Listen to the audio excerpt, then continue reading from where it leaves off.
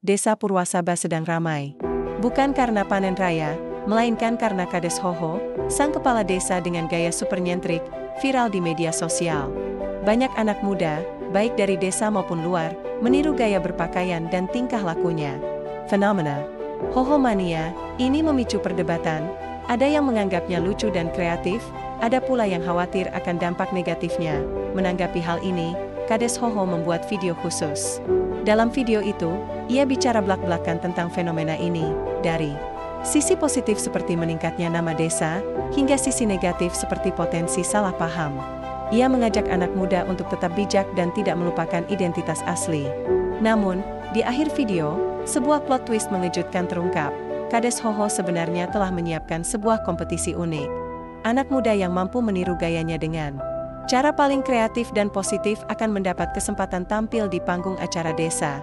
Ini bukan sekadar ajang pamer, tapi sebuah inisiatif Kades Hoho untuk mengubah peniruan menjadi ekspresi seni yang membangun komunitas dan identitas lokal. Pagi itu, sebenarnya sama seperti pagi-pagi biasanya. Ayam berkokok, ibu-ibu sudah sibuk di dapur, dan bapak-bapak siap ke sawah. Tapi, ada satu hal yang bikin suasana sedikit beda, suara tawa cekikikan dari pos ronda yang biasanya sepi. Andi, dengan rambut gondrong sebahu yang dicat pirang ala opa Korea, sedang sibuk memelototi ponselnya. Di sebelahnya, Rian dan Dimas juga sama, kepala mereka nempel satu sama lain, ngintip layar ponsel Andi. Mereka bukan lagi nonton drama Korea atau main game online, tapi lagi asyik lihat video Kades Hoho. Gila, Kades Hoho makin menjadi-jadi aja. Gayanya, seru Rian sambil menahan tawa. Di layar ponsel Andi, terlihat Kades Hoho dengan kemeja batik yang motifnya nggak biasa, dipadukan celana chino warna pink terang, dan sandal jepit gunung yang kinclong. Topinya miring ke kanan, dengan kacamata hitam bertengger di hidungnya. Gayanya itu loh, persis kayak anak muda yang lagi nongkrong di kafe kekinian, padahal dia lagi sidak pos kamling. Video itu direkam salah satu warga, lalu diunggah ke TikTok. Dan langsung viral. Ribuan likes, puluhan ribu shares, dan jutaan views dalam semalam. Yang bikin heboh, banyak anak muda, nggak cuma dari Sukamaju tapi juga dari kota sebelah, ikut-ikutan meniru gayanya. Ada yang pakai kemeja batik tabrak motif, celana warna terang, bahkan sampai ada yang sengaja pakai sandal jepit gunung ke kondangan. Fenomena ini lalu mereka juluki Hoho Mania. Kades Hoho sendiri, walau sudah sering jadi bahan omongan karena gayanya yang nyentrik, nggak menyangka bakal seviral ini. Sejak menjabat 2 tahun lalu, Kades Hoho memang dikenal beda. Ia bukan tipikal kepala desa yang kaku dengan seragam dinas setiap hari. Baginya, melayani rakyat itu harus santai, biar nggak tegang. Filosofi itulah yang bikin dia berani tampil. Beda. Dari kacamata yang bentuknya aneh-aneh sampai kaos kaki belang-belang, semua ada dalam lemari pakaian Kades Hoho. Awalnya warga cuma senyum-senyum aja, tapi lama-lama jadi terbiasa, malah kadang terhibur. Tapi, fenomena Hoho Mania ini beda. Ini bukan cuma obrolan antar tetangga, tapi sudah jadi konsumsi publik. Di grup WhatsApp desa, obrolan pagi itu isinya cuma soal Kades Hoho dan Hoho Mania. Ada yang pro, bilang Kades Hoho itu keren, bisa bikin desa terkenal. Tapi nggak sedikit juga yang kontra, khawatir Kades Hoho jadi bahan olok-olok, atau parahnya lagi, desa jadi dicap aneh-aneh. Bude Minah, sesepuh desa yang lumayan kolot, sampai ngelus dada sambil bilang, "Duh Gusti, ada-ada saja kelakuan anak zaman sekarang. Kepala desa kok jadi idola dandanan aneh-aneh." Sementara itu, Kades Hoho sendiri, pagi itu terlihat santai, duduk di teras kantor desa sambil menyeruput kopi hitam, seolah tidak ada beban. Padahal, pikirannya sudah berputar, mencari cara untuk menanggapi Hoho Mania ini. Ia tahu, sebagai pemimpin, ia tidak bisa diam saja. Kabar viralnya Kades Hoho dan fenomena Hoho Mania ini sampai juga ke telinga Mbak Siti, pegawai kecamatan yang terkenal rapi dan perfeksionis. Pagi itu, saat Kades Hoho sedang asyik memeriksa laporan keuangan desa, Mbak Siti datang berkunjung dengan wajah sedikit tegang. Ia membawa selembar koran lokal yang di halaman depannya terpampang foto Kades Hoho dengan gaya khasnya, lengkap dengan judul besar, Kades Nyentrik Viral, Hoho Mania Melanda Nusantara. "Pak Kades, ini gimana ceritanya?" tanya Mbak Siti dengan nada sedikit khawatir, menunjuk ke koran di tangannya. Pak Camat sempat menanyakan hal ini kemarin. Beliau khawatir ini bisa jadi presiden buruk, desa kita jadi kurang berwibawa. Kades Hoho tersenyum simple, menyeruput ke penyepelen. Santai, Bak Siti. Kopi dulu biar nggak sepaneng. Wibawa itu nggak cuma dari seragam, tapi dari kerja nyata. Lagi pula, ini kan bagian dari seniman desa yang sedang beraksi. Mbak Siti hanya menggeleng-gelengkan kepala. Ia tahu Kades Hoho memang punya pandangan unik. Tapi baginya, viral seperti ini bisa punya dua mata pisau. Di satu sisi, memang nama desa Sukamaju jadi terangkat. Bahkan beberapa media online nasional pun sudah mulai melirik dan memberitakan fenomena ini. Jumlah pengunjung ke situs web desa mendadak melonjak, dan ada beberapa tawaran kerjasama dari agen travel lokal yang tertarik untuk menjadikan desa Sukamaju sebagai desa unik dalam paket wisata mereka. Ini tentu kabar baik bagi pendapatan desa, namun, di sisi lain, kekhawatiran juga muncul. Beberapa komentar di media sosial, meski banyak yang positif, ada juga yang bernada sinis. Kades kok kayak badut, begitu salah satu komentar pedas. Ada juga yang menanyakan, emang Kades nggak ada kerjaan lain ya selain dandan aneh-aneh? Belum lagi keluhan dari beberapa orang tua di desa yang merasa khawatir anak-anak mereka jadi terlalu fokus pada gaya ketimbang belajar atau membantu orang tua. Andi, si gondrong pirang, misalnya, sempat dimarahi ibunya karena terlalu sering nongkrong di pos ronda meniru gaya Kades Hoho untuk membuat konten TikTok. Kades Hoho sadar betul akan pro dan kontra ini. Ia juga sempat berpikir, apakah tindakannya ini memang sudah melenceng dari tugas utamanya sebagai kepala desa. Tapi, jauh di lubuk hatinya, ia yakin ada potensi besar di balik fenomena Hoho Mania ini. Ia melihat kreativitas anak-anak muda, semangat mereka untuk berekspresi, meskipun masih dalam koridor meniru. Yang ia butuhkan adalah cara untuk mengarahkan energi itu ke jalur yang benar, jalur yang justru bisa membawa dampak positif lebih besar bagi desa. Ia memikirkan bagaimana caranya agar gaya nyentriknya tidak hanya menjadi bahan tawa, tapi juga menjadi inspirasi, bahkan menjadi sarana untuk mengangkat harkat dan martabat desanya. Sebuah ide mulai terbentuk di benaknya, sebuah ide yang ia yakin bisa mengubah persepsi banyak orang tentang Hoho Mania. Ide itu masih samar, tapi ia yakin bisa mengembangkannya. Ia hanya perlu waktu untuk merenungkan strategi terbaik. Setelah beberapa hari berpikir keras dan berdiskusi dengan beberapa tokoh masyarakat yang ia percaya, termasuk Pak RT dan Pak RW yang sering jadi teman ngopi santainya, Kades Hoho akhirnya memutuskan untuk membuat sebuah video klarifikasi. Bukan video klarifikasi biasa yang isinya permintaan maaf atau pembelaan diri, tapi sebuah video yang ia harap bisa menjadi jembatan antara pro dan kontra, serta memberikan arah baru bagi fenomena Hoho Mania ini. Ia ingin video ini terasa santai, jujur, dan khas gaya Kades Hoho yang selalu apa adanya. Pak Kades, ini yakin mau buat video sendiri? Nggak usah minta bantuan tim dari kecamatan? Tanya salah satu staf desa dengan wajah sedikit ragu. Kades Hoho tersenyum lebar. Nggak usah, ini kan soal hati ke hati antara Kades dan warga. Lebih otentik kalau saya bikin sendiri. Lagi pula, siapa yang lebih tahu gaya Kades Hoho selain Kades Hoho sendiri? Dengan dibantu Andi dan Dimas yang memang jago ngutak-ngatik kamera dan editing video, Kades Hoho mulai merekam. Lokasi syutingnya juga nggak muluk-muluk, cuma di halaman kantor desa, dengan latar belakang pohon mangga yang rindang. Kades Hoho tampil seperti biasa, dengan kemeja motif bunga-bunga yang ngejreng, celana kulot yang kebesaran, dan topi fedora miring. Ia duduk santai di bangku kayu, seolah sedang ngobrol dengan teman-teman dekatnya. Video dimulai dengan Kades Hoho yang menyapa, "Halo, warga Sukamaju yang budiman, dan juga para Hoho Mania di seluruh pelosok negeri." Senyumnya merekah, mata berbinar. Ia kemudian langsung masuk ke inti pembicaraan. Ia mengakui bahwa ia tahu gaya nyentriknya telah jadi perbincangan. "Saya ngerti, pasti ada yang bilang Kades Hoho itu aneh, Kades Hoho itu lebay, Kades Hoho itu..." "Ya begitulah," katanya sambil terkekeh. "Tapi saya juga tahu, banyak yang senang, banyak yang terhibur, dan malah banyak yang niru." Ia kemudian membahas dampak positif dari fenomena ini. "Jujur, saya bangga loh. Desa Sukamaju jadi makin dikenal. Banyak yang nanya, Desa Sukamaju itu di mana ya? Kadesnya kok lucu banget. Ini kan promosi gratis buat desa kita. Pariwisata bisa naik, produk UMKM kita bisa makin dikenal, dan siapa tahu, investor jadi tertarik masuk," jelasnya dengan semangat. Matanya berbinar penuh harap, namun, Kades Hoho juga tidak menutup mata pada sisi negatifnya. Ia mengingatkan, "Tapi ingat, yang namanya viral itu kayak pedang bermata dua. Kalau nggak hati-hati, bisa melukai diri sendiri. Jangan sampai kita jadi lupa diri, jangan sampai kita jadi lupa identitas asli kita sebagai warga desa yang santun, yang ramah, yang pekerja keras. Bol bergaya, bol berekspresi, tapi jangan sampai kebablasan. Jangan sampai gaya Hoho ini bikin kita jadi jauh dari nilai-nilai luhur budaya kita.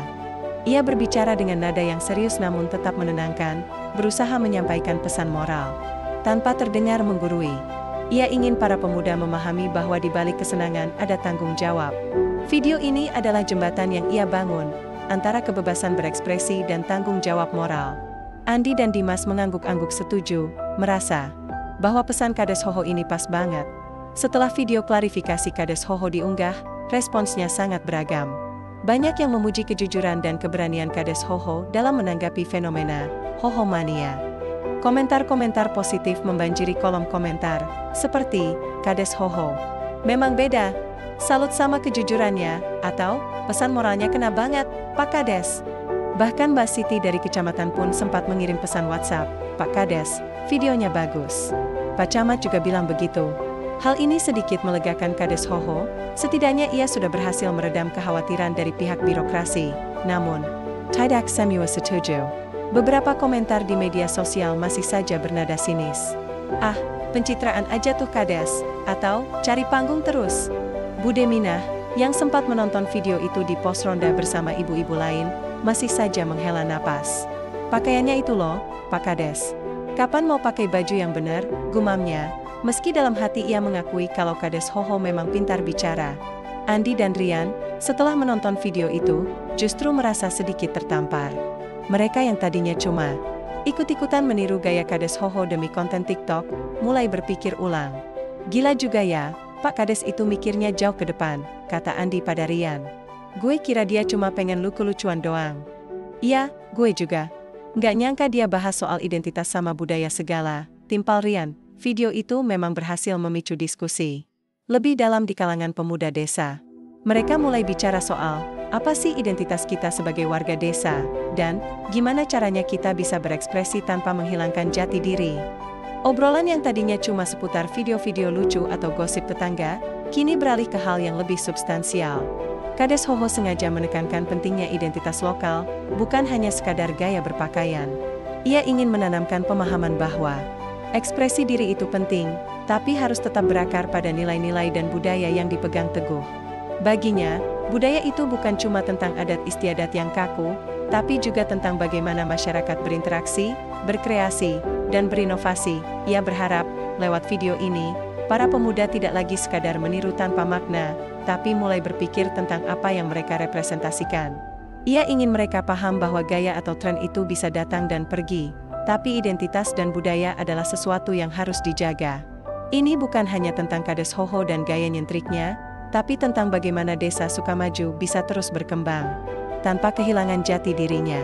Sebuah langkah kecil yang ia ambil, namun ia harap bisa membawa perubahan besar dalam pola pikir anak muda di desanya. Ia tahu, perjalanan masih panjang, tapi setidaknya, langkah pertama sudah diambil. Setelah video klarifikasi Kades Hoho tayang, suasana di desa Sukamaju memang agak berubah. Obrolan tentang Hoho Mania tidak lagi sekadar tawa-tawa kosong, tapi mulai diwarnai diskusi yang lebih serius. Di satu sisi, banyak pemuda yang jadi lebih sadar akan pentingnya identitas dan budaya lokal. Beberapa dari mereka bahkan mulai mencari tahu tentang kesenian tradisional desa, ada yang belajar menari, ada juga yang mencoba memainkan alat musik daerah. Kades Hoho diam-diam tersenyum melihat perubahan ini, merasa usahanya mulai membuahkan hasil. Namun, di sisi lain, gejolak juga mulai muncul. Beberapa kelompok masyarakat yang lebih tradisional merasa khawatir.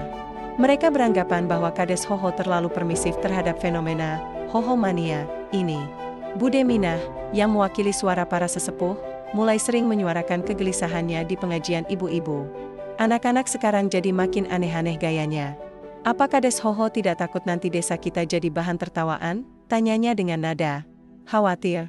Ia merasa bahwa gaya nyentrik Kades Hoho, meskipun niatnya baik, bisa disalahartikan dan merusak citra desa yang selama ini dikenal menjunjung tinggi adat istiadat.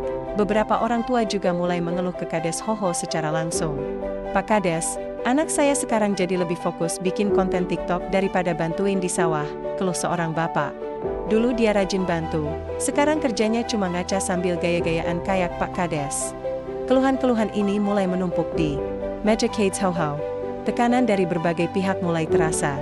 Mbak Siti dari kecamatan pun sempat menelpon Kades Hoho, menyarankan agar ia lebih berhati-hati dalam menanggapi fenomena ini. Pak Kades, hati-hati ya, jangan sampai niat baik malah jadi bumerang.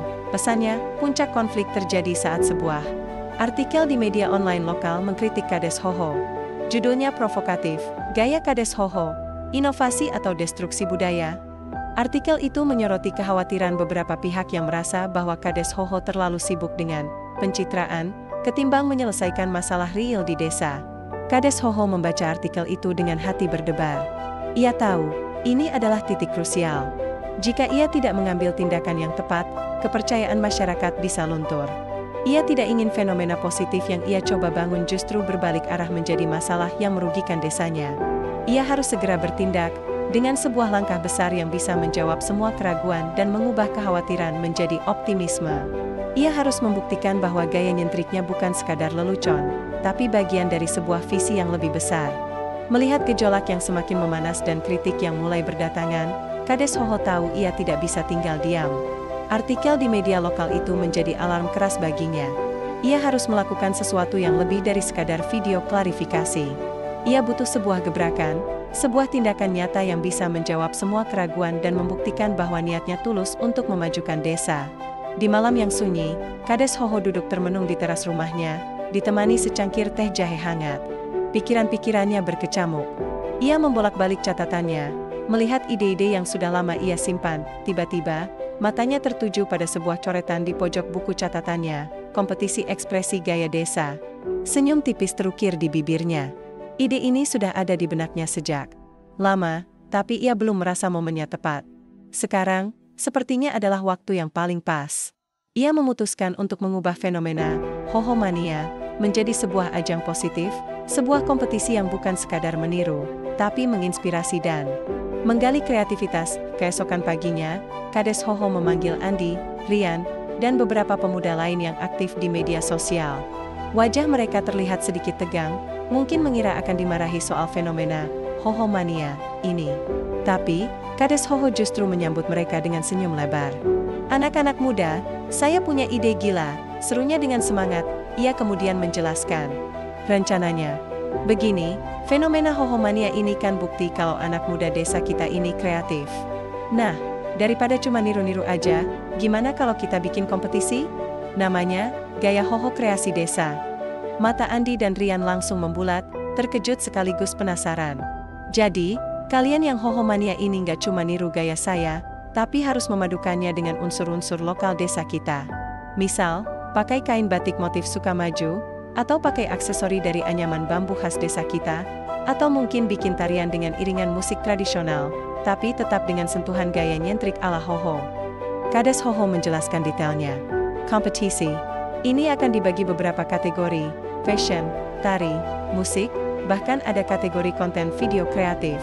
Pemenangnya tidak hanya mendapatkan hadiah uang, tapi yang paling penting, mereka akan mendapatkan kesempatan untuk tampil di acara besar desa, Pesta Raya Sukamaju, yang akan digelar beberapa bulan lagi. Ini bukan cuma ajang pamer, tapi kesempatan kalian untuk menunjukkan ke dunia kalau desa Sukamaju ini punya potensi besar, punya talenta-talenta luar biasa, dan yang terpenting, punya identitas budaya yang kuat. Jelas Kades Hoho, suaranya penuh semangat dan keyakinan. Ia tahu, ini adalah pertaruhan besar, tapi ia yakin dengan potensi anak muda di desanya. Ia berharap, rencana ini bisa meredakan semua kekhawatiran dan membuktikan bahwa Hoho Mania bisa menjadi kekuatan positif. Pengumuman Kades Hoho tentang kompetisi Gaya Hoho Kreasi Desa bagai petir di siang bolong bagi banyak pihak. Awalnya, responsnya beragam, cenderung ke arah skeptis. Mbak Siti dari kecamatan sempat menelpon Kades Hoho lagi, suaranya terdengar ragu. Pak Kades, ini seriusan mau bikin kompetisi seperti itu? Nanti kalau hasilnya tidak sesuai harapan bagaimana? Tanyanya hati-hati. Bude Minah dan kelompok sesepuh juga sempat mengernyitkan dahi.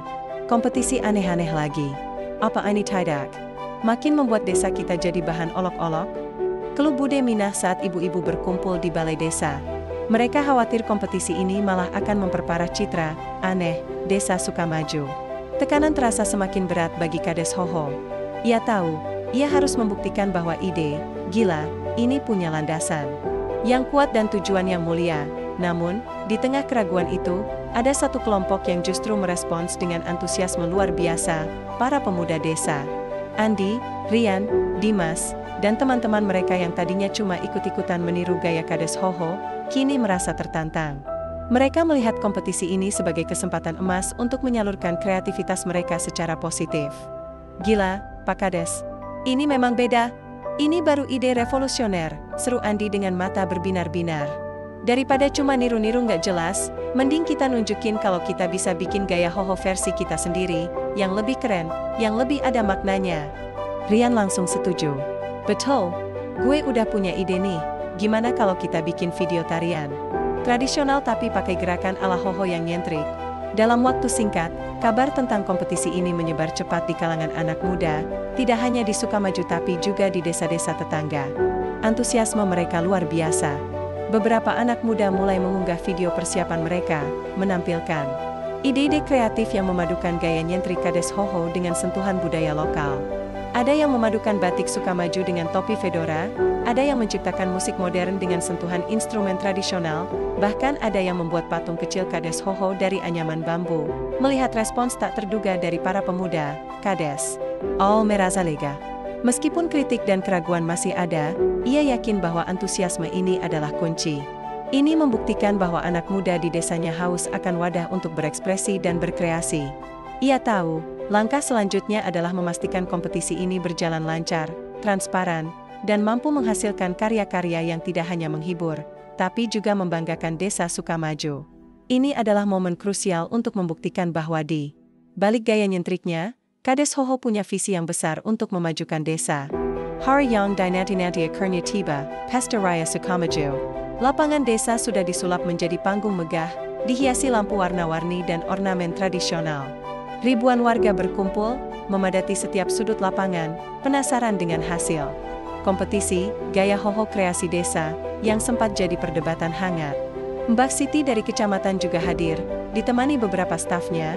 Wajahnya menunjukkan campuran rasa ingin tahu dan sedikit kekaguman melihat antusiasme warga. Acara dibuka dengan sambutan Kades Hoho.